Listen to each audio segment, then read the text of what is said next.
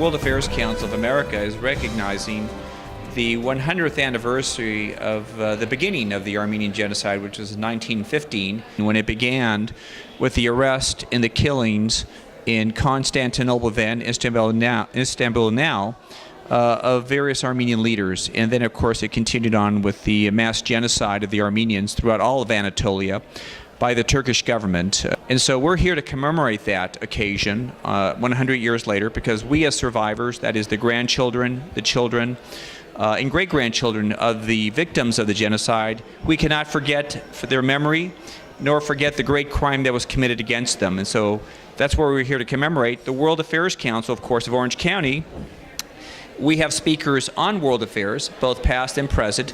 And so what is happening today in the Near East and Middle East by some of the terrorist groups is reminiscent, perhaps, of what happened to the Armenians on a smaller scale. And we're, of course, referring to ISIS and some of the other groups that are terrorizing various ethnic groups, religious groups in Syria, in Iran, in Iraq. And so we're here to recognize that and have a panel speak about the history of this and how it relates to today, Alex.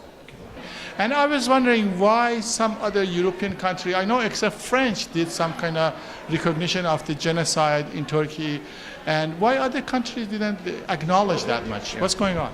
Yeah, good question, and a lot of it's political, of course.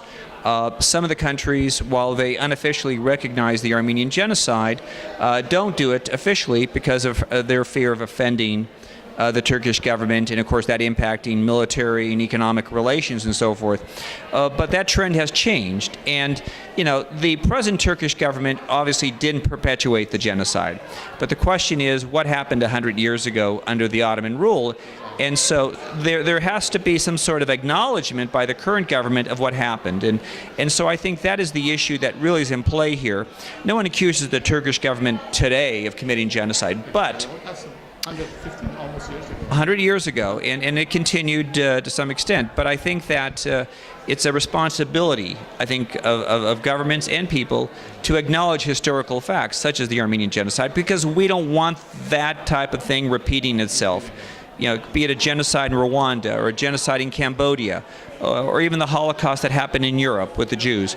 We don't want that repeated, and I think the best way to do that is to acknowledge it when there is a genocide, and to find out what caused it, and to, of course, condemn it. Because when you condemn it, you condemn all genocides and all human rights violations. And I think that's what we talked about a couple years ago at UCI.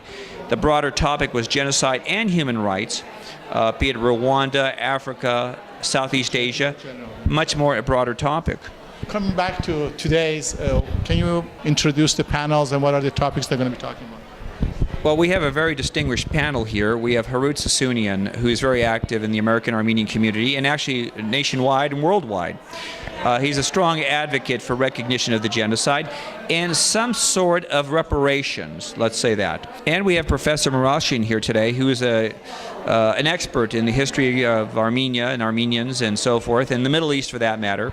And we have Carla Garapedian, who is a journalist with PBS, with the BBC, and with NBC, and she's done several documentaries, be it in Afghanistan, Africa, and she's going to talk about human rights and so forth. And finally, we have Dr. Hannah Gary, a professor at USC, and Dr. Gary is a specialist on human rights. I know she's done work in Cambodia, Rwanda, and in Bosnia. And so this panel of experts is going to analyze the historical context of the Armenian genocide and what flowed from that and what impact that's had subsequent to that to other genocides. And I think we have a very, very exciting, distinguished panel to talk about this.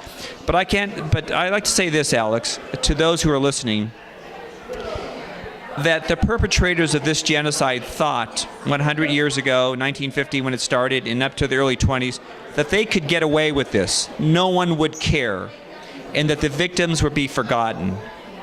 And what we're doing today is we're sending a loud and clear message here in Orange County through the World Affairs Council of Orange County that the victims are not forgotten, their perpetrators are not forgotten, and the unfortunate lesson learned has not been forgotten, and that we want some measure of justice for those victims, and we want accountability. And I think that's an important message that we'd like to send out to those who are listening.